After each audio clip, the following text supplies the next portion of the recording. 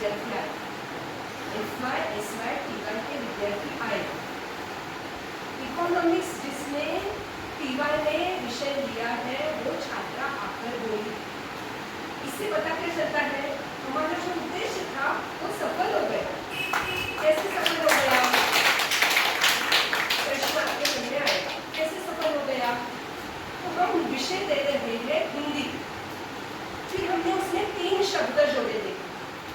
हमें क्या करना है, हमें देखना सीखना है। 3 शब्द हमने कौन से जोड़े? एक जोड़ा हमने राजभाषा हिंदी, दूसरा जोड़ा हमने सोशल मीडिया में हिंदी, और तीसरा जो है वो हमने जोड़ा वैश्विक हिंदी। मतलब हमने क्या किया, हमारे दायरे को जो है वो हम बढ़ाते गए। जो हिंदी का विद्यार्थी नहीं है वो वैश्विक हिंदी में बोल सकता है, जो हिंदी का नहीं है वो सोशल मीडिया की हिंदी पर बोल सकता है, और जो हिंदी का अध्ययन करता है, मैंने देखो अध्ययन पर जोर दिया, जो हिंदी पढ़ता है वो हिंदी की राजभाषा विषयक स्थिति को स्पष्ट करेगा। ये सोचते हुए हमने ये 3 विषय जो है वो रखे थे। अब औचित्य क्या है? औचित्य है 14 सितंबर हिंदी दिवस।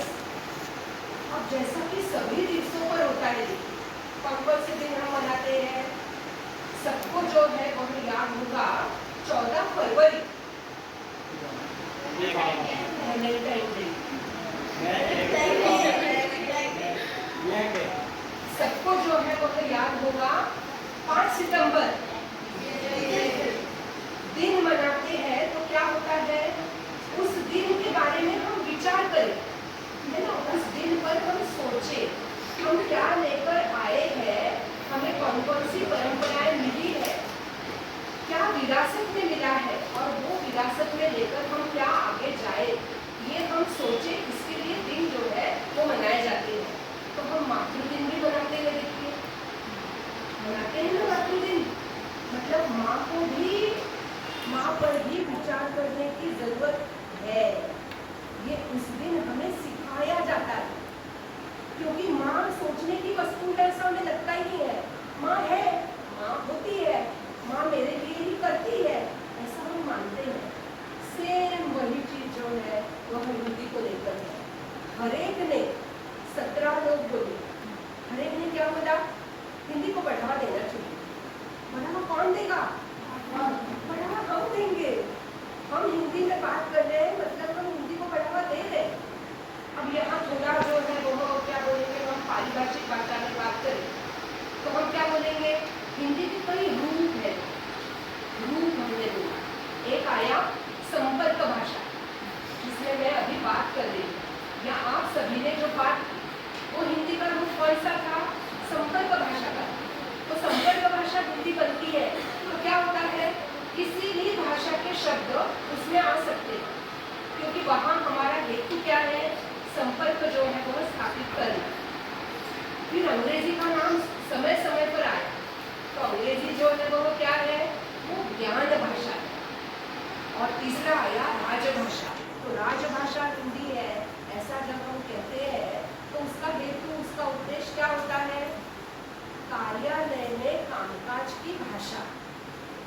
और 14 सितंबर 1950 में ये तय हुआ कि भारत जो बना है वो क्या है, संघ। मतलब उसमें क्या है, अलग अलग राज्य, अलग अलग राज्यों की राजभाषा है। वैसे भारत संघ की राजभाषा हिंदी रहेगी। मतलब एक राज्य दूसरे राज्य से अगर पत्राचार करेगा तो वो हिंदी में कर सकता है, अंग्रेजी में कर सकता है, और उस राज्य की भाषा उसकी राजभाषा होगी। और फॉर एग्जाम्पल हम यहाँ है महाराष्ट्र में, इसलिए हम उदाहरण क्या लेंगे, महाराष्ट्र की राजभाषा मराठी है, लेकिन महाराष्ट्र का कोई कार्यालयीन कामकाज दिल्ली से अगर होता है, मतलब केंद्र सरकार से होता है, राज्य सरकार केंद्र सरकार से कोई कामकाज करती है, तो वो हिंदी ऑब्लिक या अंग्रेजी में कर सकती है। तो हमें राजभाषा को लेकर जो प्रावधान है, मतलब प्रावधान माने जो नियम बनाए हैं, हम अगर हिंदी 12 साल 13 साल 14 साल पढ़ते हैं तो हमें उसके कुछ प्रावधानों की जानकारी जो है वो चाहिए। दो बड़े प्रावधानों की जानकारी केवल मैं दूंगी, बारीक डिटेल में जो है वो नहीं जाऊंगी। एक प्रावधान जो है वो क्या है, कौन सी हिंदी को हमने अपनाया है, तो जो हिंदी देवनागरी लिपि में लिखी जाती है। अब पहले तो ये समझिए, अनपढ़ व्यक्ति लिपि और भाषा इसमें अंतर नहीं कर पाता है। सोच कर देखिए, है ना, अनपढ़ व्यक्ति लिपि और भाषा में अंतर नहीं करता है, लेकिन हम पढ़े लिखे लोग लिपि और भाषा में अंतर करते हैं। मतलब हमने क्या कहा, भाषा का जैसे इतिहास है वैसे लिपि का भी इतिहास है। हमने बड़ा शब्द इस्तेमाल किया, इतिहास। मतलब आज की जो देवनागरी है वो भी कई दौरों को पार करते हुए आज की स्थिति तक जो है वह पहुंची है।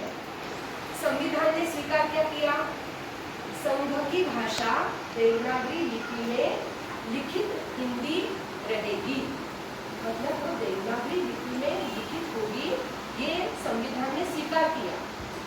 अब आप अपने मन में अपने आप को टटोलो, आप सोशल मीडिया में कौन सी हिंदी लिख रहे हो, आप रोमन लिपि की हिंदी लिखते हो। फॉर एग्जाम्पल उदाहरण क्या देंगे, मैं आज नहीं आने वाली तो मैं लिखती हूँ MAI नहीं आने वाली ANNELI, मैं आज नहीं आने वाली। मतलब हमने क्या किया, देवनागरी लिपि की जो हिंदी विशेषता है उसको हमने पैरों तले कुचल दिया। अभी मोबाइल पर मतलब भ्रमण ध्वनि पर देवनागरी लिपि उपलब्ध नहीं है क्या, उपलब्ध है, लेकिन हमने उसको डाउनलोड नहीं किया है ना, और हमने आदत नहीं डाली है अपने आप। मतलब हम क्या बताना चाहते हैं, हम भारतीय कैसे हैं, आलसी है, और कैसे है, चलता है ना चलाने वाले, और चलता है ना चलाने वाले में इसके कारण क्या हो रहा है, संविधान में बताया गया था अंग्रेजी बरकरार रहेगी पहले 15 साल। देखो पहले 15 साल मतलब 1975, और 1975 में हिंदी के विरोध में दंगे हुए कि हिंदी को हम राजकाज की भाषा के रूप में स्वीकार नहीं करेंगे। और उसके बाद ये निर्णय लिया गया क्या, कि हिंदी के साथ साथ अंग्रेजी जो है वह बरकरार रहे। आज भी हम सरकारी कार्यालयों में, केंद्र सरकार के, राज्य सरकार जाते हैं तो आप पाएंगे वहाँ हिंदी कम है और अंग्रेजी बरकरार है। तो दोष किसका है, हम 140 करोड़ भारतीयों का है, उसमें से वो थोड़ा सा मेरा भी है। तो मैं उसे कैसे दूर कर सकता हूँ, मैं इसको इसको इसको इसको नहीं करूँगा, मैं क्या करूँगा, मुझसे शुरुआत करूँगा और मैं सरकारी कार्यालयों में हिंदी में कामकाज करने का आरंभ करूँगा। ये भी हम सभी 50 लोग अगर तय करते हैं तो हमने राजभाषा दिवस जो है वो मनाया, ऐसा हम निश्चित रूप से जो है वो कह सकते हैं। मैं वापस उन 3 शब्दों की ओर लेकर जाऊंगी, संपर्क भाषा, ज्ञान भाषा और राजभाषा। हमें अंग्रेजी से कभी परहेज नहीं है देखिए, क्योंकि वैश्विक स्तर पर अंग्रेजी में जो ज्ञान है वो पूरा का पूरा ज्ञान अभी हिंदी में जो है वो तो नहीं आया है। लेकिन वो लाएगा कौन, जो हिंदी जानता है और जो अंग्रेजी जानता है वो उस ज्ञान को हिंदी में लाएगा। मतलब हर क्षेत्र का व्यक्ति, वो क्षेत्र जो है वो मनोरंजन का हो सकता है, इंजीनियरिंग का हो सकता है, किसी विज्ञान का हो सकता है, विज्ञान के जितने भी क्या है शाखाएं हैं, उन सभी क्षेत्रों के लोग जब अपनी भाषा में वो ज्ञान लेकर आएंगे तो हमारी भाषा जो है वो क्या बनेगी, सबल बनेगी। तो हिंदी का एक रूप जो विद्यालयों में, महाविद्यालयों में हम जानते हैं वो कौन सा है, साहित्यिक हिंदी। तो हमें केवल साहित्यिक हिंदी से जुड़ा नहीं रहना चाहिए, हमें भाषा हिंदी का परिचय प्राप्त करना। और जहाँ जहाँ आप जाएंगे डाकखाने मतलब पोस्ट ऑफिस, आप जाएंगे किसी भी बैंक में, तो बैंक होगा सरकारी या निजी मतलब प्राइवेट, वहाँ पर आपको हिंदी का उपयोग करना आना चाहिए। और ये अगर आपने पहल शुरुआत की तो राजभाषा के रूप में हिंदी को आपने स्वीकार किया, ऐसा आप खुद को बता सकते हैं। तो पहले हमें ये स्पष्ट करना है, देखिए दिमाग में, कि संपर्क भाषा तो वो है, पहले से है। राजभाषा को 1950 में बनी और सरकारी कामकाज की भाषा हमें बनाना है अपने लिए, उसको आज भी। और ये अगर हम 140 करोड़ तय करते हैं कि हम बनाकर ही दम लेंगे, तो वो राजभाषा जो है वो कैसे बनेगी? सबल बनेगी, सशक्त बनेगी। महत्वपूर्ण है, टीवाई के विद्यार्थियों को हमने वहां से यहाँ आने के लिए क्या किया? मजबूर किया। मुझे पता है हमने मजबूर किया, लेकिन टीचर का, शिक्षक का ये क्या होता है? देखिए दायित्व होता है, कर्तव्य होता है, क्या अपने विद्यार्थी जैसे हैं वैसे उनको बढ़ावा देना। तो आज वो वहाँ से यहाँ आए और अगले साल अगर वो बीएड करेंगे और बीएड में किसी अन्य स्कूल में जब कोई लेक्चर देने जाएंगे तो उन्हें ये दिन निश्चित रूप से जो है वो याद आए। और यही जो है वो क्या होता है, धीरे धीरे हम सीखते हैं और पढ़ते हैं। तो आप सीखने के रास्ते पर ऐसा ही आगे चलते रहे, यही जो है वो बोल के हम उठेंगे और सबको आमंत्रण देंगे। पुरस्कार वितरण का कार्यक्रम होगा 14 तारीख को अपने ऑडिटोरियम में सुबह 11 बजे।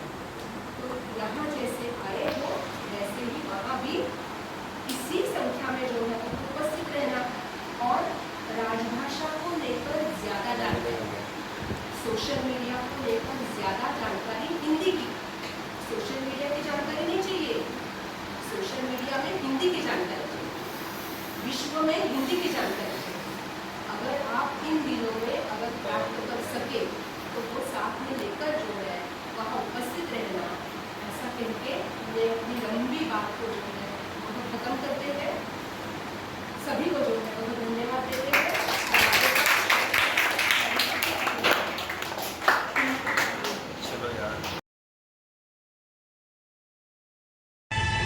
अलिकति छेउमा कमरमा आएको मैं तो सीधा साधा, मैं तो भोला भाला, जग से बेगाना।